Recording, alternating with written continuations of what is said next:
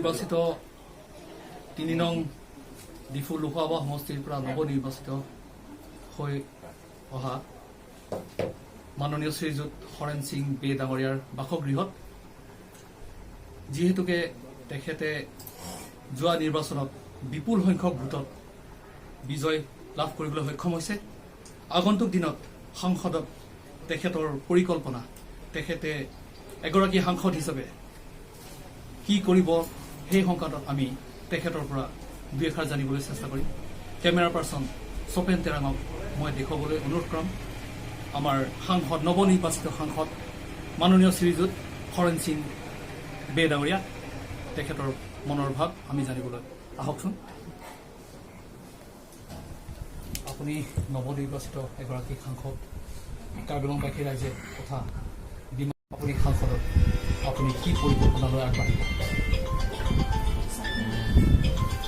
প্ৰথমতে মই আপোনালোকৰ চেনেল যোগেদি সমূহ কাৰ্বি আংলংবাসী, ৱেষ্ট কাৰ্বি আংলং আৰু ডিমা হাছাও বাহিৰলৈ আন্তৰিক ধন্যবাদ জ্ঞাপন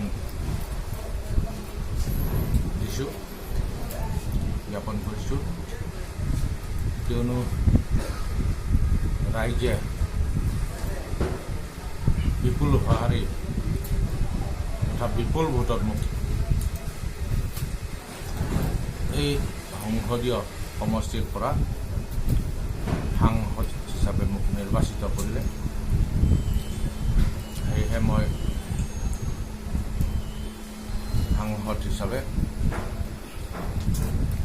ধন্যবাদ জ্ঞাপন কৰিছোঁ। আৰু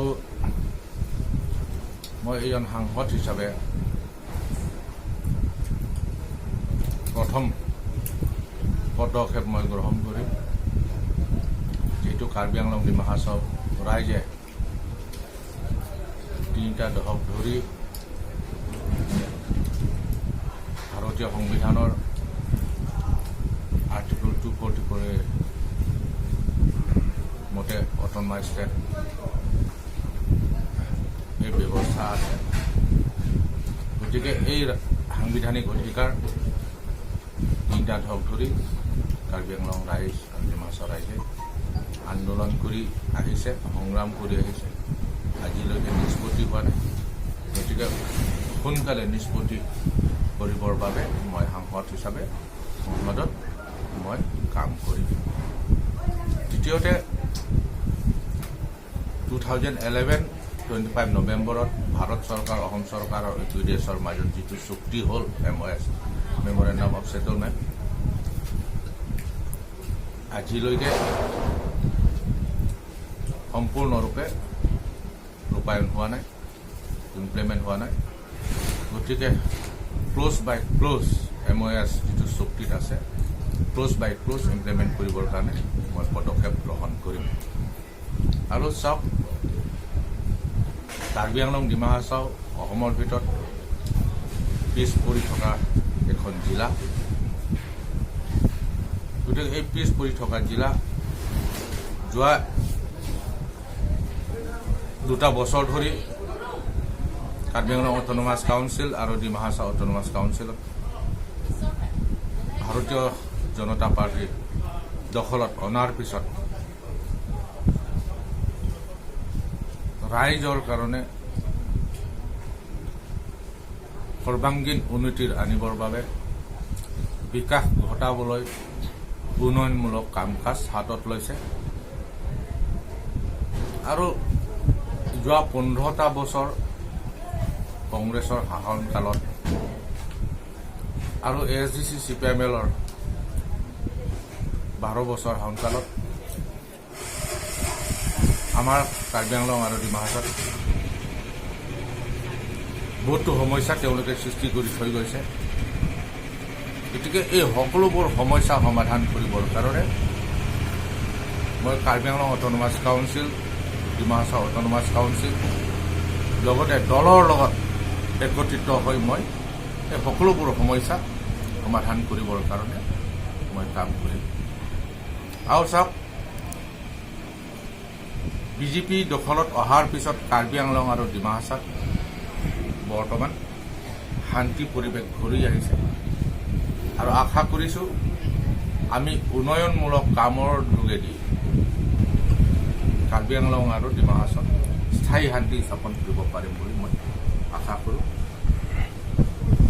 লগতে সৰ্বাংগীন উন্নতিৰ কাৰণে যিটো আমাৰ বৰ্তমানলৈকে কাৰ্বি আংলং অট'নমাছ কাউন্সিল আৰু ডিমা হাছাও কাউন্সিলত যে কম পুঁজি আহে, এই কম পুঁজি অহাৰ কাৰণে আমাৰ কাউন্সিল অথৰিটিয়ে ইচ্ছা থকা স্বত্বেও উন্নয়নমূলক কাম কাজ হাতত ল'ব পৰা নাই। গতিকে আমি দাবী কৰি আহিছোঁ যে ডাইৰেক্ট ফাণ্ডিং চেণ্ট্ৰেলৰ পৰা যিটো টকা আহিব direct Karbi Anglong autonomous council আৰু ডিমা হাছাও অট'নমাছ কাউন্সিলত আহিব লাগে, থ্ৰু ষ্টেট গভৰ্ণমেণ্ট নহয়। সেইটো আমি দাবী কৰি আহিছোঁ আৰু মই আশা কৰিছোঁ আমাৰ এই দাবীটো পূৰণ হ'ব নিশ্চয়।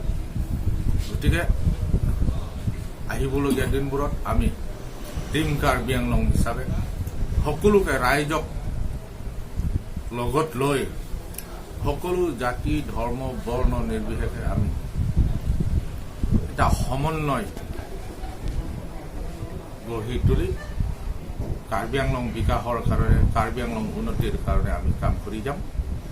আৰু আমাৰ এটা সপোন আছে যে অসমত বহুতো জিলা আছে, এই জিলাৰ ভিতৰত আগন্তুক 5 বছৰত যাতে জাকত জিলিকা কৰি তুলিব পাৰে এই পদক্ষেপ আমি গ্ৰহণ কৰিছোঁ। আজি 30 বছৰতকৈ অধিক কাল কাৰ্বি আংলং লগতে ডিমা হাছাওবাসী ৰাইজে আজি বিগত বহু কাল যি আন্দোলন ষ্টেট উইদিন এ ষ্টেট বা হেণ্ডব্ৰেক এই কথাটোলৈ বিগত বহু কাল এই আন্দোলনৰ লগত জড়িত বহুত ভুক্তভোগী বহুত পৰিয়াল ভুক্তভোগী হৈ আছে আৰু লগতে এই আন্দোলনৰ লগত জড়িত হৈ বহুত ল'ৰা ছোৱালী আঘাতপ্ৰাপ্ত হৈছে বা শ্বহীদো হৈছে, জাতীয় শ্বহীদ হিচাপে ঘোষণাও কৰা হৈছে। সেই সংক্ৰান্তত আপুনি সেইসকল পৰিয়ালৰ হৈ বা কাৰ্বি আংলং আৰু ডিমা হাছাও এগৰাকী আপুনি সাংসদ হিচাপে নিৰ্বাচিত হৈ আপুনি এই যিটো এই ষ্টেট উইদিন এ ষ্টেট নতুবা হেণ্ডব্ৰেকৰ সংক্ৰান্তত আপোনাৰ এই বিষয়ত আপোনাৰ মনোভাৱ বা আপুনি কি মতবাদ প্ৰকাশ কৰিব? সংসদত মই ক'লোঁ ইলেকশ্যনৰ আগতে মই কৈছোঁ এতিয়া কাৰ্বি আংলং আৰু ডিমা হাছাও ৰাইজে মোৰ সাংসদ হিচাপে নিৰ্বাচিত কৰিব আৰু ইতিমধ্যে মই সাংসদ হ'লোঁ। যোৱাকালি ৰেজাল্টৰ পিছত এটা বিপুল ভোটত এটা অভিলেখ সৃষ্টি কৰি পেলাই যে সাংসদ বনালে কাৰ্বি আংলং আৰু ডিমা হাছাও ৰাইজে। গতিকে সাংসদ হৈ সংসদত মোৰ প্ৰথম ব্যক্ত হ'ব, মোৰ প্ৰথম স্পীচ হ'ব, মোৰ প্ৰথম বাক্য হ'ব যে implement article 244A of Indian constitution. এইটোৱে হ'ব মোৰ প্ৰথম বাক্য সংসদত। দ্বিতীয়তে আহিব MOS মেমৰেণ্ডাম অফ ছেটেলমেণ্ট, সোনকালে যাতে ৰূপায়ণ হয়। তাৰপিছত আহিব MOUটো আছে, সম্পূৰ্ণৰূপে এতিয়া ৰূপায়ণ হোৱা নাই। MOU ৰূপায়ণ কৰিবৰ কাৰণে কাম কৰিম। লগতে ডাইৰেক্ট ফাণ্ডিং আৰু সৰ্বাংগীন উন্নতি চাওক কাৰ্বি আংলং আৰু ডিমা হাছাও খোৱা পানীৰ পৰা আৰম্ভ কৰি স্বাস্থ্য বিভাগে কওক আৰু আমাৰ যিটো যাতায়াতৰ অৱস্থা যোৱা 15টা বছৰে কংগ্ৰেছে যে কোটি কোটি টকা আত্মসাৎ কৰিলে ৰাস্তাৰ নামত, খোৱা পানীৰ নামত, স্বাস্থ্য বিভাগৰ নামত। গতিকে এই সকলো বিভাগ যাতে অতি সোনকালে নৰেন্দ্ৰ মোদী চৰকাৰ, সৰ্বানন্দ সোণোৱাল চৰকাৰ, তুলিৰাম ৰহাং চৰকাৰ, দেৱজিৎ গড়ছা চৰকাৰ যাতে এই সকলোবোৰ